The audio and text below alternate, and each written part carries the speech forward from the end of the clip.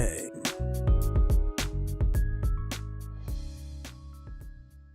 Hello, this is Sierra here with Quick Facts in a Hurry. In today's episode, I would like to talk about what causes us to feel high when taking drugs and how individuals can become addicted. In our brains, we have cells that communicate with one another in order to send, receive, and process information called neurotransmitters. One neurotransmitter, dopamine, is one neurotransmitter that is manipulated in order to get that high feeling when taking different drugs. Dopamine is often referred to as the happy hormone because it does cause feelings of happiness and well-being. The high feelings we feel when on drugs occurs by the drugs either causing dopamine to hang around longer or by increasing the release of dopamine. This gives the user the happy, euphoric feeling from the drug. This may not seem to be harmful, but what causes dependence and addiction is what happens after the brain no longer has this drug impacting it. The brain tries to adjust to the new levels of dopamine either by creating more receptors to receive them or by releasing more dopamine. There are some theories about how an individual can become addicted. In some cases, over time, it becomes harder to control drug use, leading to addiction because your brain just physically changes. Another theory suggests that genetics and your natural brain chemical balance plays a big role. Addiction is known to run in families. It can also be a combination of both your genetics and your brain's susceptibility to physical changes due to the drug. Those that become addicted may report that they do not necessarily want to take the drug, but that they actually need it. Once the drug leaves the system, chemicals in the brain go back to how they were before.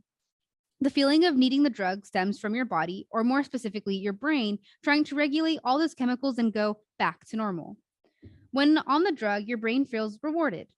Once you start wanting that reward rather than liking it, we risk needing the drug and crossing the thin line into addiction. Without any drugs, withdrawal is the concern now.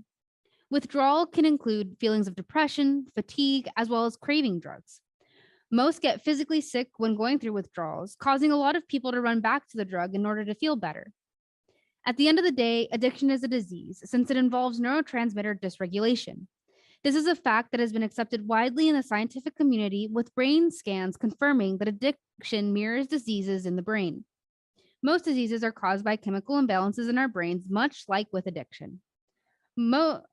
Still, those substance abuse problems are still looked down upon and punished harshly for becoming addicted here in America.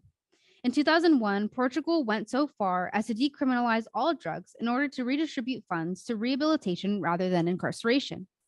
According to The Guardian, ever since drugs in Portugal were decriminalized, the opioid crisis has stabilized, and the ensuing years saw dramatic drops in problematic drug use, HIV and hepatitis infection rates, overdose deaths, drug-related crimes, and incarceration rates. HIV infection plummeted from an all-time high in 2000 of 104.2 new cases per million to 4.2 cases per million in 2015.